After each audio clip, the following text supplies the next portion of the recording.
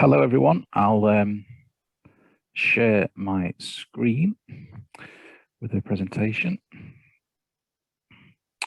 Thanks for the introduction there,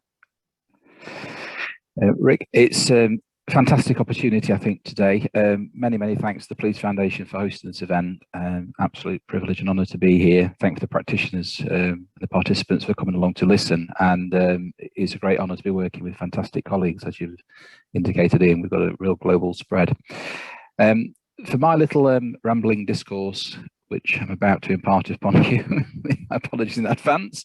The idea for me is just to kind of share some thoughts about why, and to some extent how, policing could or should maybe get a little bit more progressive, innovative, and develop and adopt a more creative mindset for the future.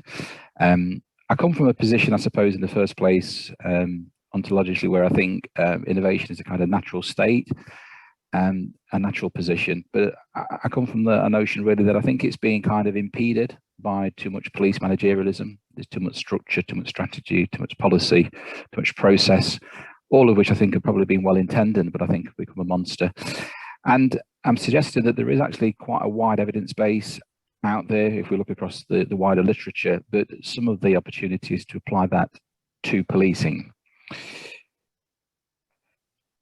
I'm hoping that my screen sharing is working, and the screen you can see in front of you now is a slide about an imperative, not a choice. Thanks very much. Thank you. The point I make here, I suppose, is stuff you'll have seen before and heard before. I mean, there is a long history of this narrative that change is constant. I think, which is why I'm quoting somebody who's even older than me, Heraclitus, that I think there's a kind of spectrum here of, on the one side, a kind of rigidity around approaches to change, where there might be at that level of the spectrum a kind of resistance towards it. And the danger with that is that things can get fractured in that resistance to change. And also for something like a public body like policing, the danger is it can start to lose relevance and legitimacy whilst things change around it. On the other side of that spectrum, though, I think, which I'd rather focus on today more, is the notion of opportunity. I've mentioned briefly as well on that slide, Matt Ridley and Dan Heath, two separate great writers coming at it from different positions, but I think coming to similar conclusions, because they both narrate the notion of the pros and cons of the resistance to change, or the notion of embracing change. They don't talk specifically about policing. I don't think that matters. And it's interesting, actually, lots of commentators don't talk about policing innovation. I think that perhaps sends us a message, but we can still adapt and learn from the writings of Ridley and Heath. And Moses' name as well, I think it's interesting, the narrative that he talks about there, where there's a kind of a steady decline of hierarchical or authoritative power and a move towards more fluid, unpredictable environments. And I think that's relevant for understanding the nature of change itself and also the management of it. Timms and Hyman's as well, I think, are pointing to a similar picture in the notion when they discuss new power. They're talking about a move away from control and more towards an open, dynamic, participatory, shared agency. And they describe how that sometimes works in surges. And, you know, following the analogy or the metaphor of a kind of a tide is the notion of surfing with it as opposed to trying to fight against it, like some metaphorical King Canute. And they give interesting examples of how industry is flexing this way in a very creative fashion, such as they cite Nike ID, where consumers now are able to design their own shoes. And that message, I think, is that participants, consumers, are not necessarily reliant upon or satisfied anymore with the notion of getting what they're given. So this new world, I think, is moving away from authority towards more collaboration, towards what Timms and Hyman's talk about, a movement mindset. And I think that movement mindset for us in policing is the opportunity for a creativity mindset, an innovation mindset. So change is coming. That's probably the nature of the change. It's increasingly collaborative. There might be some in policing who would still might be resistant that most of the evidence and the active participation around creativity and innovation is set more in other industries, and they might not think this is relevant to policing. But as a final point, I'd say, on this slide, is that if for no other reason, I think this is about the pragmatic realization that the criminal enemy is very entrepreneurial, it's very creative, it's very enterprising. And I think this point will probably be revisited when colleagues talk about intelligence and the future of intelligence. But if the criminal masterminds are owning the initiative at the moment, the possibility is they will own the initiative in the future. And the danger for me is that unless policing can change more rapidly, that means that the criminal mindset will be owning the future. As Rick said at the beginning, there'd be some reference today to more towards culture than necessarily technology, and that's certainly where I'm aiming the pitch of this discussion. I'm interested in particular the notion of having an ecosystem for creativity. That ecosystem for me would be about relationships rather than simply structures. The relationships, I think, then allow thinking, discussing, open communication, open learning. And the importance of relationships, I think, then allows the environment of creativity and sharing learning jointly to then create innovation. I think innovation is a byproduct of having that open psychological state, which Amy Edmondson over at Harvard, got great respect for her work. And she talks in a sense about the notion of safety, meaning the embracing of vulnerability, to be able to dynamically share learning, to be able to learn with an authentic progress. And as a byproduct of that, what you get is accelerated innovation.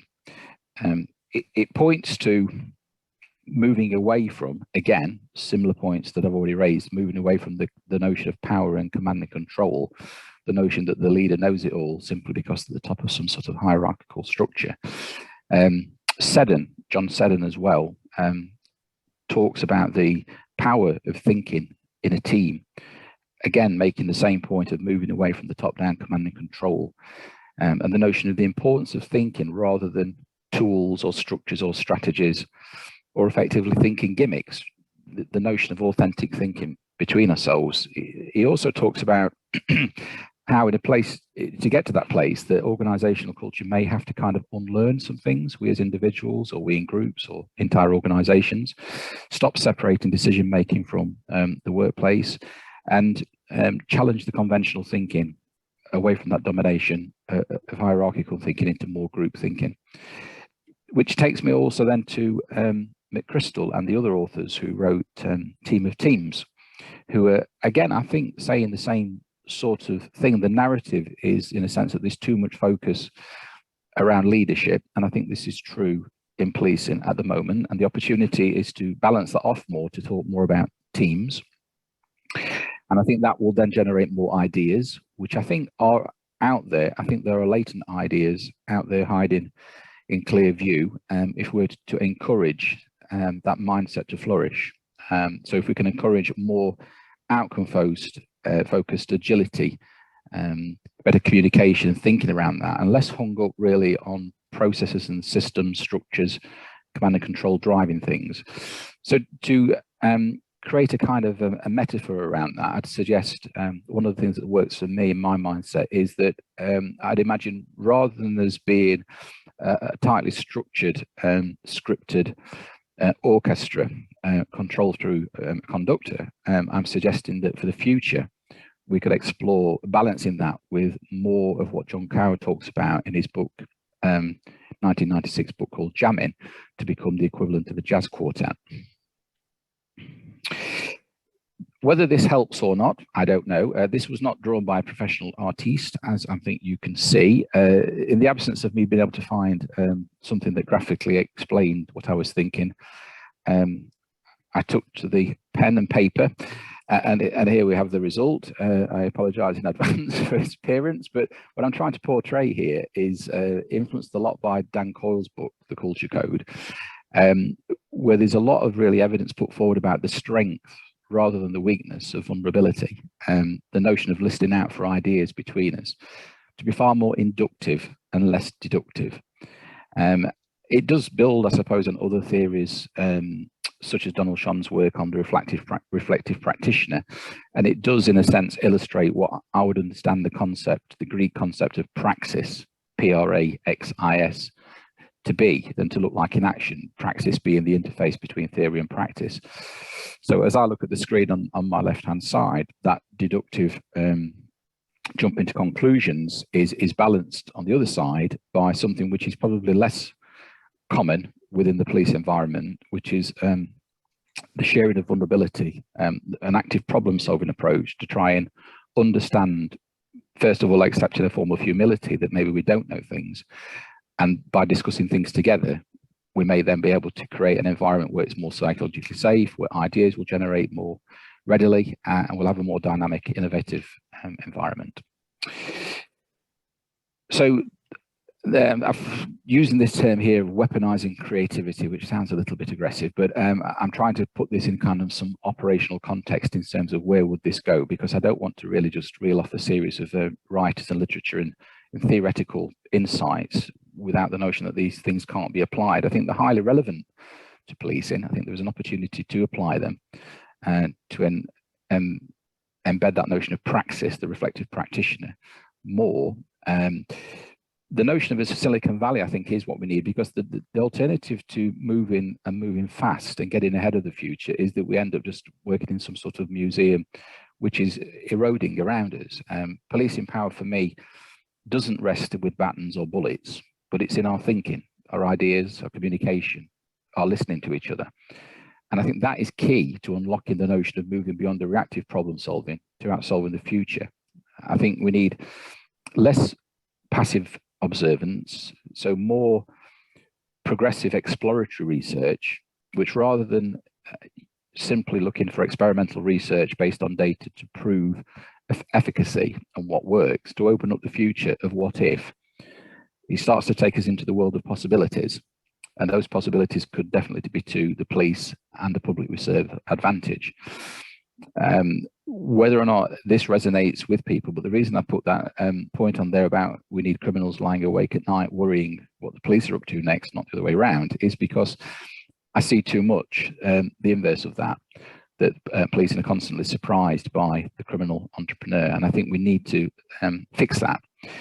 So I think this is all about, for me, trying to utilize the benefit of the vulnerability, the communication, the listening, to talk together more, think together more, think of the possibilities, because our greatest asset, in my view, is in policing, is about our thinking, our learning and our listening, which will deliver innovation. I've put my contact details on there. We've got a limited amount of space to talk initially today, but I hope this is the start of the conversation. And I've also put a link at the bottom of that page, which is also in the chat, which I'm hoping Catherine can share with you if it's not readily available, which is promoting a new innovation in policing competition. Again, this is another notion of trying to operationalize what would innovation in policing look like. That competition is open now. It's free to open to anybody, anywhere, within the police, beyond the police. It's not an insular thing. Open till September, and I'm hoping things like that could accelerate and stimulate policing innovation for the future. So I will hand over at that.